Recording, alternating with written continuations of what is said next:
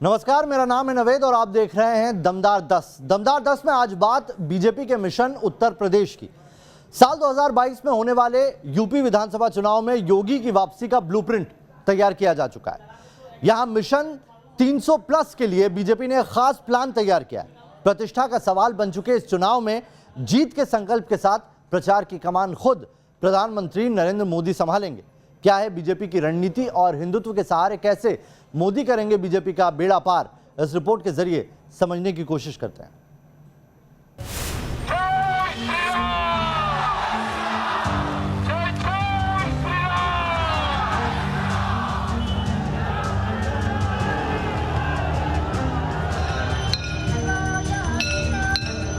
जय श्री राम, जय श्री राम, जय जय श्री राम, जय जय श्री राम, जय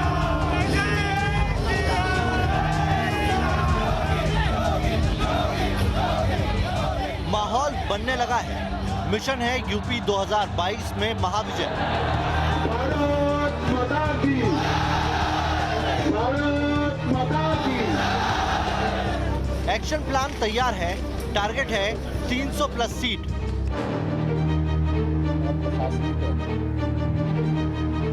बीजेपी के महारथी कमर कसकर तैयार है। सारथी है पार्टी का सबसे बड़ा चेहरा नरेंद्र दामोदर दास मोदी।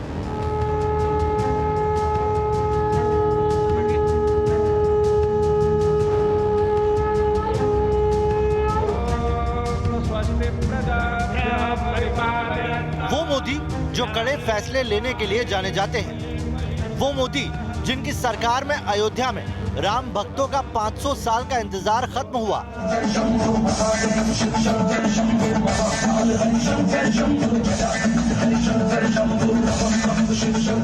वो मोदी जो खुद बड़े राम भक्त हैं। वो मोदी जिन्होंने 3 लोक से न्यारी काशी का कायाकल्प करने का संकल्प लिया है।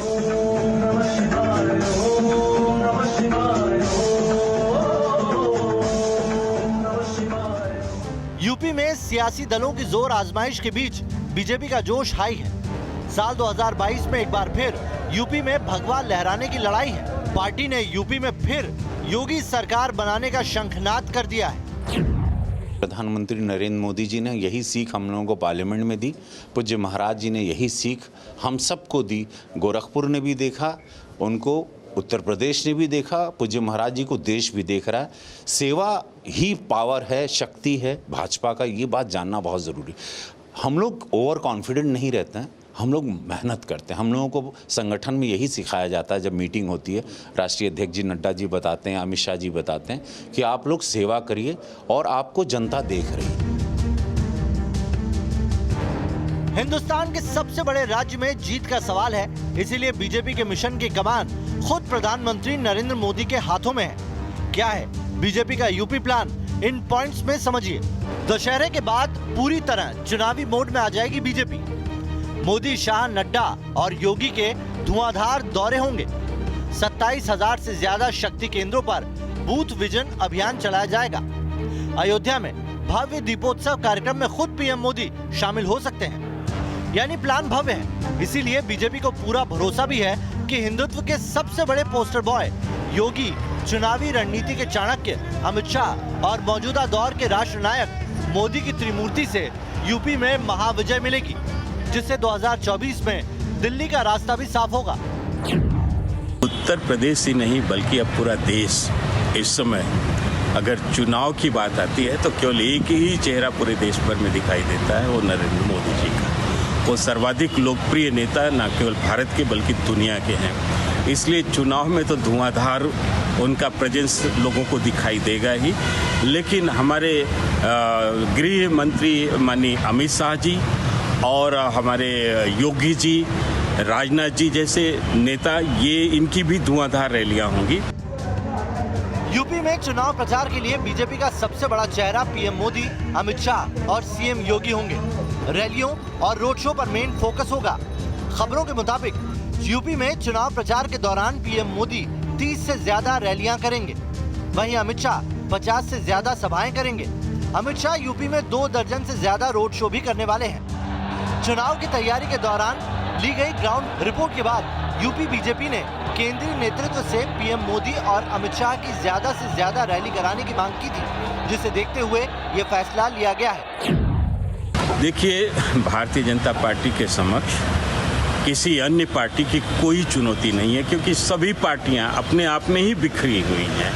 भारतीय जनता पार्टी एकमात्र ऐसी पार्टी है जो एकदम सॉलिड ढंग से, यूनाइटेड ढंग से और प्लानिंग के साथ चुनाव में उतरती है। इसलिए किसी भी पार्टी की कोई भारतीय जनता पार्टी के समक्ष न चुनौती है, न कोई भारतीय जनता पार्टी के अलावा किसी पार्टी में ऐसे लीडर हैं जो मास के समक्ष अपने अस्तित्व को कायम रख सके। मिशन यूपी के तहत पीएम मोदी चुनावों का ऐलान होने तक हर महीने यूपी में 2 सरकारी कार्यक्रमों में शामिल होंगे। बीजेपी ने यूपी को 6 क्षेत्रों में बांटा है। बताया जा रहा है चुनाव के ऐलान से पहले इन 6 क्षेत्रों में कम से कम एक सभा पीएम मोदी संबोधित करेंगे। प्रधानमंत्री के अलावा गृह मंत्री अमित शाह और रक्षा मंत्री राजनाथ सिंह भी इन क्षेत्रों की यात्रा करेंगे। मोदी पर बीजेपी को क्यों भरोसा है, इसे इन आंकड़ों के जरिए समझिए। 2017 के यूपी विधानसभा चुनाव में मोदी ने 23 रैलियां, 2 रोड शो किए थे और बीजेपी 403 में से 312 सीटों पर जीती। साल 2017 में मोदी ने गुजरात विधानसभा में 34 रैलियां की थी और बीजेपी 182 में से 99 सीटें जीतने में कामयाब रही। साल 2020 में नरेंद्र मोदी ने बिहार में 12 रैली की, जिसमें 109 सीटें कवर की गई। इनमें से 74 सीटों पर एनडीए को जीत मिली। इसमें मोदी का स्ट्राइक रेट 61% रहा। वहीं 2021 के बंगाल चुनाव में मोदी ने कुल 20 रैलियां की और 33 सीटों को कवर किया, जिनमें 15 पर ही बीजेपी को जीत मिली। एक आध अपवाद को छोड़ दें तो अभी तक मोदी का चेहरा ही सफलता की गारंटी रहा है।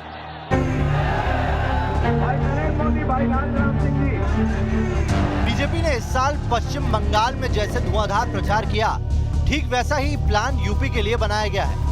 मिशन यूपी को अंजाम तक पहुंचाने के लिए बीजेपी इस बार केंद्रीय मंत्रियों की फौज उतारेगी। इसी के तहत केंद्रीय शिक्षा मंत्री धर्मेंद्र प्रधान को यूपी चुनाव के लिए प्रभारी बनाया गया है। धर्मेंद्र प्रधान को टीम मोदी का सबसे भरोसेमंद माना जाता है और उनकी काबिलियत बिहार विधानसभा चुनाव और बंगाल के नंदीग्राम के चुनाव में साबित हो चुकी है। बिहार विधानसभा चुनाव में धर्मेंद्र प्रधान को बीजेपी ने प्रभारी बनाया था, तो वहां बीजेपी सबसे बड़ी ताकत बनकर उभरी। वहीं नंदीग्राम में धर्मेंद्र प्रधान चुनाव प्रभारी थे और इस सीट पर बीजेपी के शुभेंदु अधिकारी से ममता बनर्जी चुनाव हार गई थी। हमारे आदरणीय धर्मेंद्र जी, बाकी टीम जो बनी योग्य है, कर्मठ है, संगठन के मर्मज्ञ है, चुनाव लड़ाने की क्षमता है। कई राज्यों के आप सब प्रभारी होते हैं और आदरणीय मोदी जी के नेतृत्व में, आदरणीय नड्डा जी के नेतृत्व में, आदरणीय योगी जी के नेतृत्व में हम सब चुनाव जीतेंगे। हमारे प्रभारी आदरणीय धर्मेंद्र जी के नेतृत्व में लोग चुनाव जीतेंगे और सब नीचे संगठन अच्छा चलेगा, चुस्त दुरुस्त रहेगा। बंगाल से लौटकर यूपी का रुख करें तो इस बार चुनाव में बीजेपी के लिए सबसे बड़ा मुद्दा हिंदुत्व ही है, क्योंकि खुद मुख्यमंत्री योगी आदित्यनाथ हिंदुत्व के सबसे बड़े पोस्टर बॉय के तौर पर जाने पहचाने जाते हैं। उन्हें जब भी मौका मिलता है वह अयोध्या, काशी, मथुरा जाते रहते हैं। नेतृत्व के साथ पार्टी का ग्राउंड जीरो का कार्यकर्ता, सामान्य कार्यकर्ता, उनके साथ सीधा संवाद करने का काम करता है। भारतीय जनता पार्टी ने के शीर्ष नेताओं ने इससे पहले भी बूथ के कार्यकर्ताओं के साथ मुलाकात की है। मुख्य प्रधानमंत्री जी ने बूथ के कार्यकर्ताओं के साथ बनारस में सीधे संवाद करने का काम किया है। इस प्रकार के अनूठे नवाचार करने का काम भारतीय जनता पार्टी हमेशा करती है। एक अकेला एकमात्र राजनीतिक दल भारतीय जनता पार्टी है जहां पर शीर्ष नेतृत्व के साथ सीधे संवाद करने का अवसर कार्यकर्ताओं को मिलता है। इसके अलावा खुद पीएम मोदी का भी धार्मिक और आध्यात्मिक अवतार सामने आता रहा है। फिर वो चाहे अयोध्या में राम जन्मभूमि शिलान्यास का पूजन हो, वाराणसी में काशी विश्वनाथ के दर्शन या फिर केदारनाथ की गुफा में गुप्त साधना। बीजेपी को भरोसा है कि विकास पुरुष मोदी की यही हिंदुत्व प्रेम से भरी इमेज चुनावों में पार्टी के लिए फिर से तुरुप का पत्ता साबित होगी। पीएम मोदी से जुड़ी एक एक चीज का कैसे इस्तेमाल किया जाए, इसकी कोशिशें अभी से शुरू हो गई है। मसलन आने वाले 17 सितंबर को मोदी का जन्मदिन है, जिसके लिए भव्य तैयारियां की गई है। इस दिन बीजेपी सेवा और समर्पण अभियान की शुरुआत करेगी। 20 दिनों तक चलने वाले इस अभियान में पार्टी के वर्कर आम लोगों को प्रधानमंत्री से जोड़ने वाले कई कार्यक्रम भी करेंगे। नमो ऐप पर वर्चुअल प्रदर्शनी होगी, जिसमें पीएम मोदी के जीवन और व्यक्तित्व के बारे में बताया जाएगा। साथ ही पार्टी की तरफ से दिव्यांगों को कृत्रिम अंग और उपकरण बांटे जाएंगे। यूपी चुनावों के मद्देनजर इस साल दीपावली पर अयोध्या में सबसे बड़ा दीपोत्सव मनाया जाएगा, जिसमें खुद प्रधानमंत्री मोदी के शरीक होने की बात सामने आ रही है। मोदी योगी के कार्यकाल में अयोध्या अपने सुनहरे दौर में है। पीएम मोदी की मौजूदगी में इस बार अयोध्या में 7.5 लाख दीपक जलाकर विश्व रिकॉर्ड बनाने की तैयारी है। में एक और दिव्यता आएगी, मेरी प्रधानमंत्री जी आते हैं तो उनके आने की संभावना है, इसलिए बहुत ही यहाँ के लोग उत्सुक हैं कि इस वर्ष की दीपावली और भी भव्य होगी, क्योंकि इसमें स्वयं प्रधानमंत्री जी सम्मिलित होंगे। सोचिए, राम के द्वार पर खुद पीएम मोदी जब दीपों से श्रृंगार करेंगे तो कैसा अद्भुत नजारा होगा और उसका असर क्या होगा।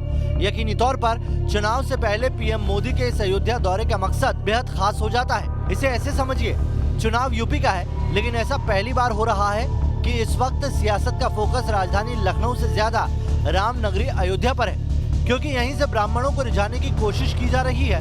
तो ओवैसी जैसे नेता मुस्लिम वोट बैंक को साधने के लिए अयोध्या में ही पड़ाव डाल रहे हैं।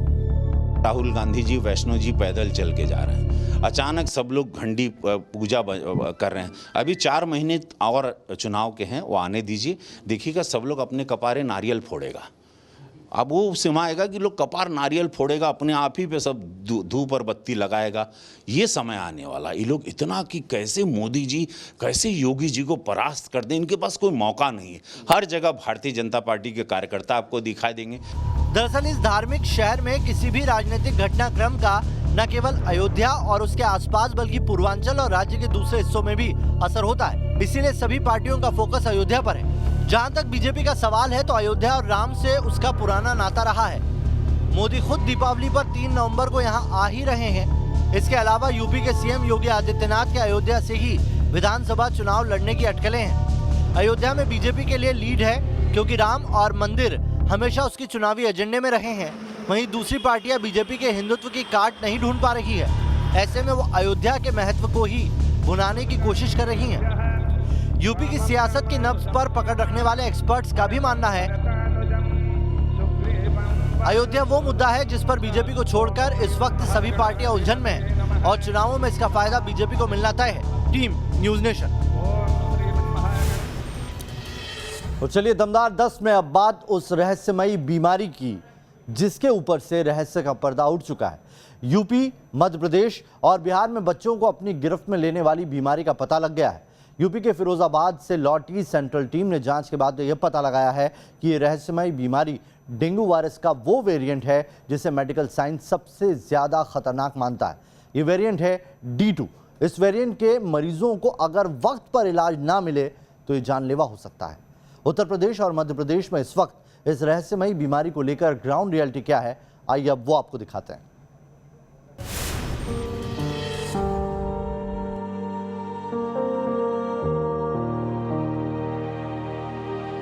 6 तारीख को बच्ची को एडमिट किया था, 7 तारीख को छुट्टी दे दी बच्ची को। बिल्कुल पेट में दर्द है, बुखार है और क्या नाम है, जी भी मतला रहा है, दाने भी निकल रहे हैं।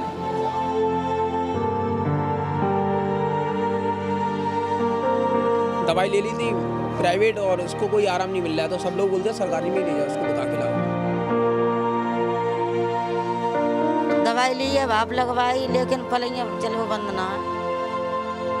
बीमार तो है, इसे भर्ती करना चाहते हैं।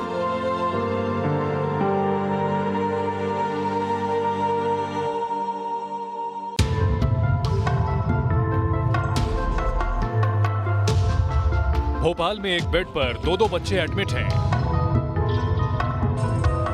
यूपी के फिरोजाबाद में अस्पतालों में लाइनें लगी हैं। ग्वालियर में अस्पताल फुल हैं। उन्नाव में भी केस तेजी से बढ़ रहे हैं। मथुरा में भी बेड और वार्ड दोनों फुल हो रहे हैं। कोरोना की तीसरी लहर से पहले ये बच्चों पर उस रहस्यमयी बीमारी का कहर है जो यूपी से लेकर बिहार और मध्य प्रदेश में मौत बनकर टूट रही है। अस्पतालों में बच्चों की लाइनें लगी हैं। किसी को बुखार है तो किसी का बुखार उतर नहीं रहा। फीवर का up and down mummy papa की धड़कनें बढ़ा रहा है, क्योंकि इसी बुखार में हंसता खेलता बच्चा धीरे धीरे सुस्त पड़ता है और फिर उसकी सांसें थम जाती है। अलग अलग राज्यों में इस रहस्यमयी बीमारी का पहली बार पता लगाया गया है। Indian council of medical research यानी ICMR के मुताबिक ये नई रहस्यमयी बीमारी डेंगू के नए वायरस स्ट्रेन के चलते आई है, जिसका नाम है डेनवी-2 यानी D2। ये नया स्ट्रेन पुराने किसी भी स्ट्रेन का सबसे खतरनाक रूप है, जो कई बीमारी को गंभीर बनाने का काम करता है। D2 के चलते इंटरनल ब्लीडिंग का खतरा काफी बढ़ जाता है। इसके चलते ये सबसे घातक और जानलेवा है। हाँ, यूपी में जो हुआ है अभी फिरोज़ाबाद में और मथुरा में और आगरा में भी देखा गया है, उसको क्लियरली ये पता चला गया है कि ये डेंगू फीवर है और D2, जिसे डेंगू वेरिएंट सीरोलॉजी में D2 है, जिसमें हेमरेजिक भी होता है, जिसकी वजह से बहुत जानलेवा टाइप का होता है, डॉक्टर साहब ने बताया भी, जिसमें फ्लूइड्स का और प्लेटलेट्स का, कई में प्लेटलेट्स ड्रॉप भी करती हैं। तो वही पाया गया है कि ये D2 डेंगू था, जिसकी वजह से ये प्रॉब्लम थी। मतलब ये कि लोग जब तक बच्चों के बुखार के बारे में इलाज को लेकर सोचते समझते हैं, तब तक शरीर के अंदर पहुंचा डेंगू वायरस का नया स्ट्रेन इंटरनल ब्लीडिंग बढ़ा देता है। जब तक इंटरनल ब्लीडिंग का पता लगता है, तब तक देर हो जाती है। D2 वेरिएंट जो है, इसमें ये इसलिए खतरनाक है क्योंकि इससे हेमरेजिक टेंडेंसी ज़्यादा होती हैं। हेमरेजिस से क्या होता है कि पेशेंट को प्लेटलेट्स लो हो जाते हैं, उसको ब्लीडिंग होती है और इंटरनल ब्लीडिंग कभी कभार एकदम से प्लेटलेट फॉल करते हैं, तो लोग जब तक हॉस्पिटल पहुंचते हैं तब तक उनका BP वगैरह बिकॉज ऑफ ब्लीडिंग फॉल कर जाता है और लोग शॉक में चले जाते हैं। तो ये इसीलिए खतरनाक है क्योंकि ब्लीडिंग टेंडेंसी ज़्यादा होने की वजह से अगर मान लीजिए ब्रेन हैमरेज हो गया या अंदर कहीं इंटरनल ऑर्गन्स में हैमरेज हो गया, तो एक्सट्रीम केसेस में लोगों की डेथ हो जाती है। तो ये इसीलिए खतरनाक। एक तो डेंगू और मलेरिया का पीक सीजन, ऊपर से डेंगू वायरस का नया वेरिएंट, दोनों का कॉकटेल मिलकर इन दिनों यूपी से लेकर मध्य प्रदेश और बिहार के अस्पतालों में कहर बनकर टूट रहा है। यूपी का फिरोजाबाद, मथुरा, आगरा, कानपुर, मेरठ, लखनऊ, मध्य प्रदेश में मंदसौर, जबलपुर, रतलाम, आगरमालवा, भोपाल, छिंदवाड़ा और इंदौर जिलों में डेंगू के केसों में इजाफा हो रहा है। यह फिरोजाबाद मेडिकल कॉलेज की तस्वीरें हैं। सरकारी डेटा के मुताबिक रहस्यमयी बीमारी के चलते जिले में अब तक 57 बच्चों की मौत हो चुकी है। सरकारी अस्पतालों में भर्ती ऐसे बुखार वाले मरीजों की संख्या सैकड़ों में है। बीते 24 दिनों में यहां 180 बच्चे ऐसे आए जिन्हें बुखार भी है और बदन में दर्द की शिकायत भी। मैं समय फिरोजाबाद के मेडिकल कॉलेज में मौजूद हूं और यहां मैं आपको तस्वीरें दिखाता हूं कि किस तरीके से डेंगू के मरीज लगातार बढ़ रहे हैं और ख़ास तौर पर बच्चों की संख्या सबसे ज़्यादा सामने आ रही है। अभी भी गांव देहातों से बच्चे यहां इलाज कराने के लिए पहुंच रहे हैं और यहां किसी के भी हाथ में आप देखेंगे तो सबके हाथों में छोटे छोटे बच्चे हैं, मासूम बच्चे हैं जो बीमार हैं। यहाँ आप तस्वीरें देख सकते हैं जो कि मेडिकल कॉलेज में इलाज के लिए पहुँचे हैं। इन लोगों से बात कर लेते हैं, उनसे पूछते हैं। ये बताइए क्या हुआ है? बुखार आ रहा है, इसके पेट में दर्द है। अच्छा, बुखार कब से आ रहा है? इसको 2 दिन हो गए। बोली गांव वाले पहुंचते, गांव में कोई डॉक्टर के? नहीं, सामने ही रहते हैं जैन मंदिर पे। दवाई ले ली थी प्राइवेट और उसको कोई आराम नहीं मिल रहा है, तो सब लोग बोलते हैं सरकारी में ही ले जाओ, उसको दिखा के लाओ। क्या बीमारी है? इसको बुखार आ रहा है, उल्टी हो गई है, रात तनते, फिर दिखाया प्राइवेट, दिखाया भी नहीं, माना कि जगह हॉस्पिटल ले जाइए इसको। पेट में दर्द है, बुखार है और क्या नाम है, जीभी मतला रहा है, दाने भी निकल रहे हैं। 7 तारीख को छुट्टी दे दी थी और उनका आराम है नहीं।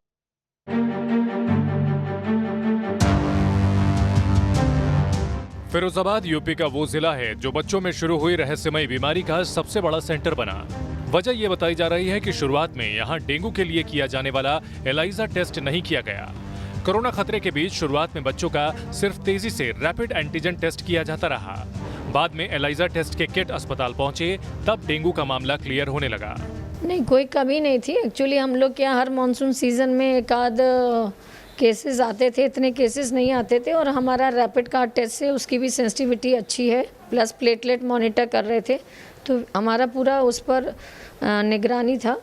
और जैसे ही केसेस बढ़े थे तो ये हमने इसकी किट मंगवाई। किट मंगवाने के बाद इसका कैलिब्रेशन कराना पड़ता है मशीन का, तो उसको कराने में 1 आध दिन लगा, अदरवाइज लगातार हमारा रिपोर्ट एलाइसा से हो रहा है। यूपी में फैल रही रहस्यमयी बीमारी को लेकर खुद सीएम योगी आदित्यनाथ पिछले कई दिनों से एक्टिव मोड में हैं। अब जब ये साफ हो चुका है कि रहस्यमयी बीमारी कुछ और नहीं बल्कि डेंगू है, तो अब इसे लेकर पूरे फिरोजाबाद जिले में स्वास्थ्य विभाग बीमारी रोकने के लिए ऑपरेशन चला रहा है। डॉक्टर्स की टीम है जिनको अलग अलग कार्ड वितरित किए गए हैं और सीएमओ फिरोजाबाद भी लगातार यहाँ पर मौजूद है, जो मॉनिटरिंग कर रहे हैं और वो खुद जिम्मेदारी तय कर रहे हैं। आप यहाँ भी देख सकते हैं कि हिमायतपुर के प्राथमिक चिकित्सा केंद्र पर हूँ, अंदर आपको बच्चे भी मिलेंगे, बीमार भी मिलेंगे जो यहाँ पर पहुँचे हैं, जो आसपास के क्षेत्र के लोग हैं। लेकिन कहीं ना कहीं जैसा देखा जा रहा है कि जितनी तेज़ी से, जितनी सख्ती से सीएम इस पूरे मामले को लेकर गंभीरता से है, डेंगू को लेकर, इस प्रशासन भी लगातार गंभीर है, टीमें बनाई हुई हैं, लोगों को जागरूक करने का काम किया जा रहा है। लेकिन बुखार जो है, जो डेंगू है, वो लगातार उसके बावजूद भी पैर पसारने का काम कर रहा है और संख्या जो है वो लगातार फिरोजाबाद में बढ़ती हुई नजर आ रही है। डेंगू वायरस के 4 सीरोटाइप यानी स्ट्रेन पाए जाते हैं, D1, D2, D3 और D4। D1 और 4 में तेज बुखार, प्लेटलेट काउंट कम होना और शरीर में दर्द होता है। दवाई लेने से 5 से 7 दिन में ठीक हो जाता है। D2 में तेज बुखार के साथ इंटरनल ब्लीडिंग होने पर शरीर पर चकत्ते पड़ जाते हैं। इसमें मरीज के शरीर में प्लेटलेट्स तेजी से कम होते हैं, जो जानलेवा साबित होता है। D3 में डेंगू हेमरेजिक फीवर में ब्लीडिंग, नाक, पेट, दिमाग में इंटरनल ब्लीडिंग होती है। प्लेटलेट काउंट कम हो जाते हैं और ये स्थिति जानलेवा साबित होती है। 4 तरह के वेरिएंट्स होते हैं, then 1, then 2, then 3 and then 4, और 3 तरह से क्लिनिकल प्रेजेंटेशन होता है डेंगू का। तो ये इसलिए खतरनाक होता है क्योंकि एक तो क्लिनिकल प्रेजेंटेशन होता है डेंगू फीवर, जिसमें लोगों को फीवर आता है, प्लेटलेट्स नॉर्मल रहते हैं, लेकिन फीवर, बॉडी एक वगैरह होता है और पेशेंट रिकवर हो जाते हैं। दूसरा होता है डेंगू हेमरेजिक फीवर, जिसमें कि लोगों को ब्लीडिंग टेंडेंसीज होती हैं, उनको रैशेज हो सकते हैं, उनको इंटरनल ब्लीडिंग हो सकती है, दांतों से खून आ सकता है, नाक से खून आ सकता है। और तीसरा होता है डेंगू शॉक सिंड्रोम, जिसमें कि ब्लीडिंग की वजह से लोग शॉक में चले जाते हैं और लोगों की डेथ हो जाती है। यूपी के ब्रज इलाके में भी रहस्यमयी बीमारी बच्चों के लिए जानलेवा साबित हो रही है। ये मथुरा के जिला अस्पताल की तस्वीरें हैं, जहां छोटे छोटे बच्चों के साथ आए परिजनों की अस्पताल के बाहर लाइन लगी है। मथुरा के जिला अस्पताल में आप तस्वीरों में देखिए किस तरीके से जो रजिस्ट्रेशन की खिड़की है उस पर लंबी कतार लगी हुई है। काफी लंबे समय से लोग अपना रजिस्ट्रेशन कराने के इंतजार में लाइन में लगे हुए हैं। यहाँ बच्चों में उल्टी दस्त के साथ साथ बुखार की शिकायतें मिल रही हैं। यहाँ न्यूज नेशन रिपोर्टर को पता लगा कि लेप्टोस्पाइरोसिस और स्क्रब टाइफस जैसी बीमारियों के सैंपल 7 दिन पहले मथुरा से लखनऊ भेजे गए थे, लेकिन कई लोगों की रिपोर्ट पूरा हफ्ता बीतने के बावजूद नहीं आई। यूपी की तरह मध्य प्रदेश में भी बच्चों में रहस्यमयी बीमारी का केस लगातार बढ़ रहा है, जिसके चलते अस्पतालों में मरीजों की भीड़ बढ़ती जा रही है। भोपाल के हमीदिया अस्पताल में तो एक बेड पर 2-2 बच्चों का इलाज चल रहा है। ग्वालियर के जयारोग्य अस्पताल की ओपीडी में क्षमता से ज्यादा मरीज पहुंच रहे हैं। पिछले 4 दिनों में करीब 3000 के आसपास मरीज हर रोज पहुंच रहे हैं। आलम यह है कि मेडिसिन विभाग के बेड फुल हो चुके हैं और अब नौबत जमीन पर बेड लगाने की आ गई है। लेकिन हालत इस समय ये है, जब से वायरल डेंगू फैल रहा है तब से जितनी क्षमता है इस मेडिसिन वार्ड की उससे भी ज़्यादा मरीज़ यहाँ पर अभी हमें दिखाई दे रहे हैं। ज़मीन पर बिस्तर लगाने पड़े हैं, ज़मीन पर ही उनकी ड्रिपिंग हो रही है, बोतल लग रही है और ज़मीन पर ही इलाज चल रहा है। इनसे पूछ लेता हूँ, क्या हुआ है आपको? पेट में दर्द। कब से भर्ती है? परसों आए। पलंग नहीं मिला? नहीं, पलंग है ही नहीं है। पलंग नहीं है, परसों आए। 1, 2, 3, 4, 5, 6, 7, 8, 9 लगभग 10-11 बेड तो नीचे लगाने पड़े हैं और 22 बेड की क्षमता इस हॉस्पिटल की है। आलम यह है कि किसी बेड पर जो परिजन हैं मिलने वाले उनकी संख्या ज़्यादा है, लेकिन मरीजों की क्षमता से ज़्यादा यहाँ इस समय अस्पताल में मरीज भर्ती हैं। ये यहाँ की रियलिटी रिपोर्ट है। मच्छरों से पनपने वाली डेंगू बीमारी लाइलाज तो नहीं है, लेकिन वक्त पर इलाज ना मिले तो ये जानलेवा भी साबित हो सकती है। डेंगू वायरस के खिलाफ अब तक दुनिया में कहीं भी वैक्सीन नहीं बनी है, लिहाजा इससे बचने का सिर्फ एक ही उपाय है कि आप अपने आसपास मच्छरों को पनपने ही ना दें। घर के आसपास की जगहों को साफ सुथरा रखें, बच्चों को पूरे कपड़े पहनाएं, जाने अनजाने कहीं ठहरा हुआ पानी हो तो उसे फौरन हटाएं और सोने के लिए मच्छरदानी का इस्तेमाल करें। Team news nation.